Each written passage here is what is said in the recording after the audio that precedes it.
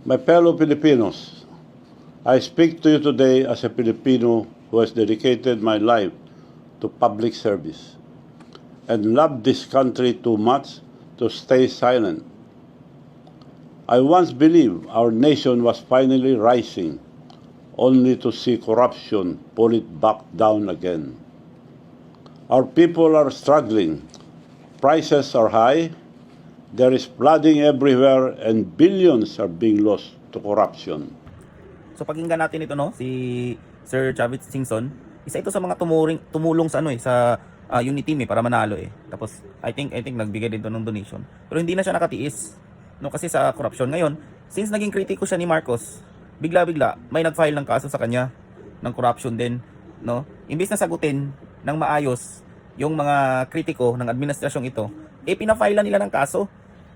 No? Ganito kabangag ang administrasyon natin ngayon. This flood control scandal is the biggest corruption scheme I have witnessed in my entire life, having seen 8 presidents lead this nation. This is an obvious, well-orchestrated scheme created by this administration to exploit the country's national budget for personal gain.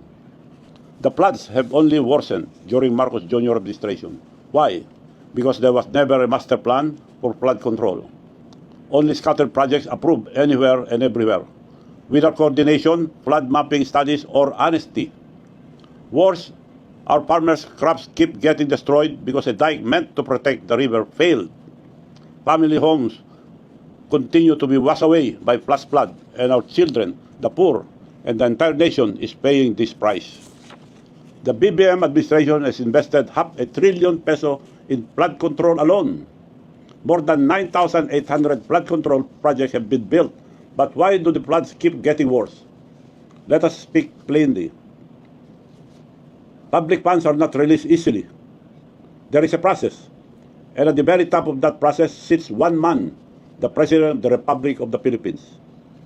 Every year, before Congress sees any line item, the President reviews and approves the National Expenditure Program, the NEP. That is the master plan of where our money will go. Without his signature and approval, it cannot move forward. The Department of Budget and Management, or DBM, then prepares and releases the funds with the President's approval. The Department of Public Works and Highways, DPWH, who also takes orders from the President, implement the project. These are not independent agencies. They follow the President's direction and instruction. And when Congress debates the budget and send it back to Malaking, who signed it into law? The President himself. He approves the General Appropriation Act, or GAA, with full knowledge of its content. So when the Congress and Senate inserted $450 billion in public work funds and Marcos Jr. vetoed only $29 billion, it means he personally reviewed the remaining $421 billion in infrastructure. It also means he conferred with his first cousin Speaker of the House of Representatives, Martin Romualdez. He also chairs the Cabinet Cluster of Disaster Preparedness and Infrastructure, which means he should be leading the creation of a genuine, science-based national flood control plan. He is responsible for the long-term plan of his own Build Better More program. But instead, it has turned into Build More, Waste More. Every major flood project, every rehabilitation program, every large-scale public works, all of it passes through his desk. He reviews every plan and approves every peso. So tell me, how can anyone say, I don't know? How can he say, you should be ashamed of yourself? Perhaps it is you that you should be ashamed of yourself, Mr. President. Filipinos' hard-earned pesos have disappeared into flood control projects like ghosts. Who carries the ultimate responsibility? It is not the officials, not the engineers, not the contractors. It is the President who holds the power and the trust of the nation. Corruption has been allowed to flood every agency of his government. It is a failure of leadership at the very top. What our President is doing is shifting the blame to others to save himself. That, ladies and gentlemen, is called a weak leader. Let me ask this simple question. Why is the ICI, the Independent Commission on Infrastructure, not investigating Ilocos Norte? Did you know that majority of the flood control projects in Ilocos Norte are contracted to either the Discayas or the newly elected Lawag mayor, handpicked by the President himself? Almost 4 billion pesos has been funneled to this mayor, who is their favorite contractor since Bongbong administration. Why is this not being flagged? The controversial Discayas themselves have 2.7 billion flood control projects that are paid in advance, with some uncompleted in Ilocos Norte. Why are the investigations skipping Ilocos Norte? The clearest example of how corruption hides under political protection.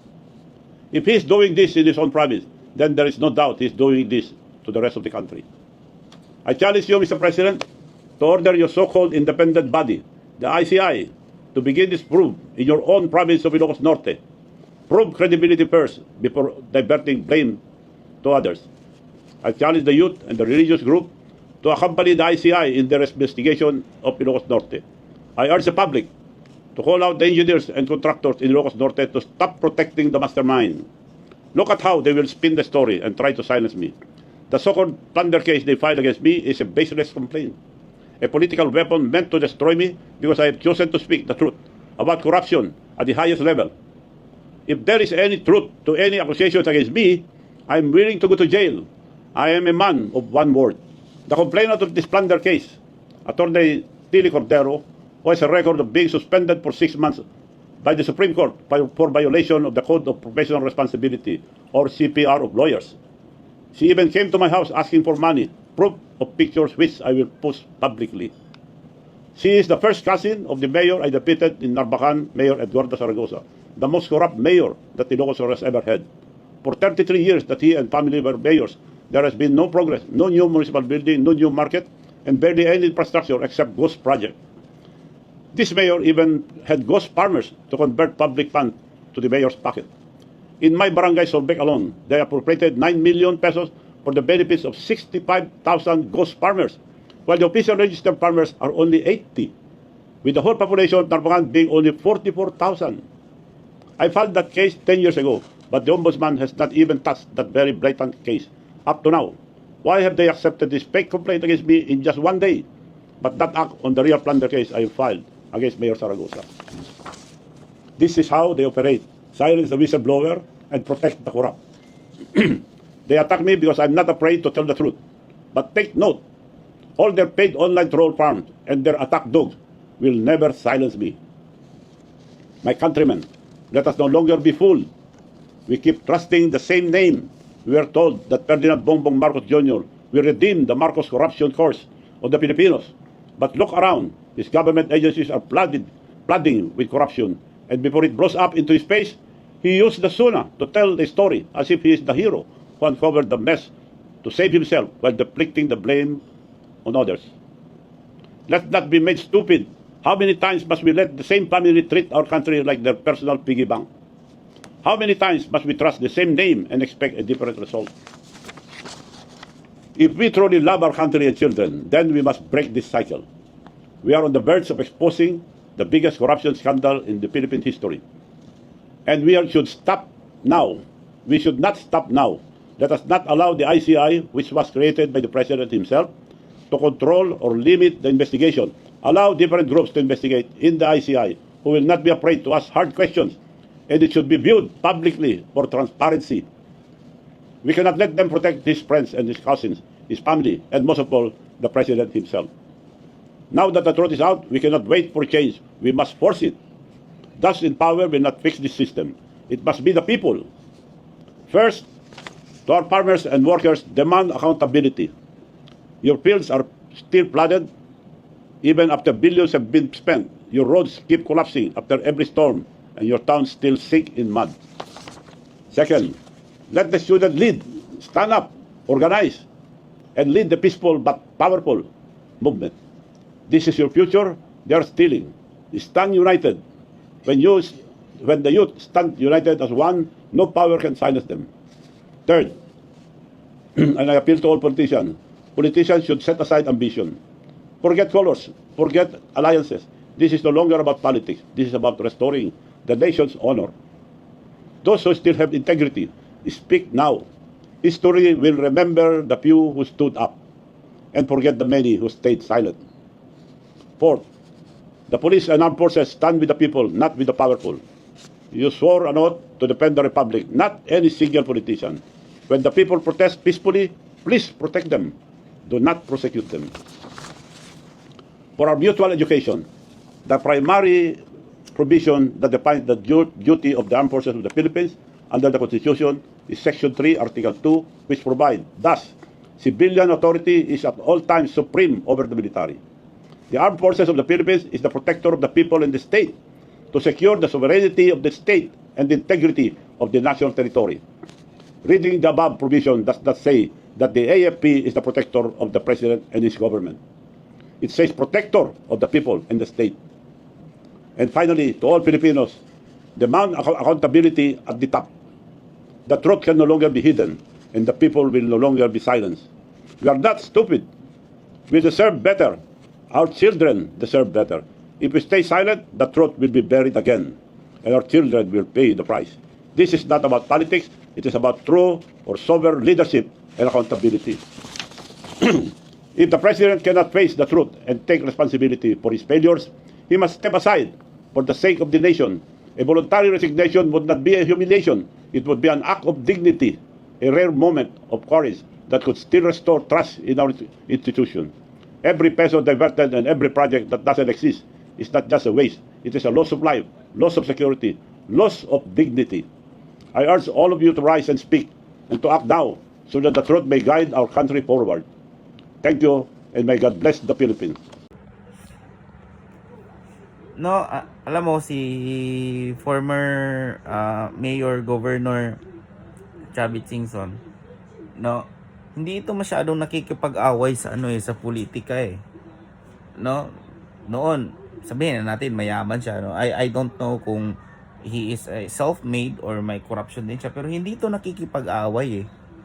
No, through the years, no, so, mula nung nagkaisip ako, hindi ito nakikipag-away.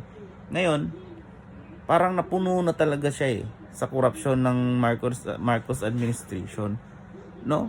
Tatakbo sana to senador eh, kaya lang nagkasakit eh, no? Tapos recently lang, no, kinold out niya, it's just a simple calling out the administration na, oy, investigahan nyo naman, no, yung grabing korupsyon. Si Madam Claire, pangit yung sagot sa kanya di ba? Imbis sagutin siya, binultahan pa niya, no? Tapos nasilip siya,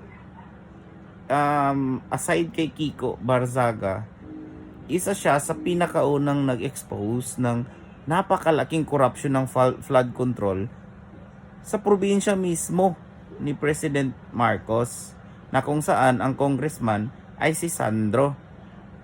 No, after nun, ayun na, may nag-file na ng kaso sa kanya. No? Ganito kabangag ang administrasyon ngayon. Whoever criticize them, they retaliate with filing them a case. No, tulad na lang ni Digong. Binulgar ni Digong ang korupsyon ng 2025 budget.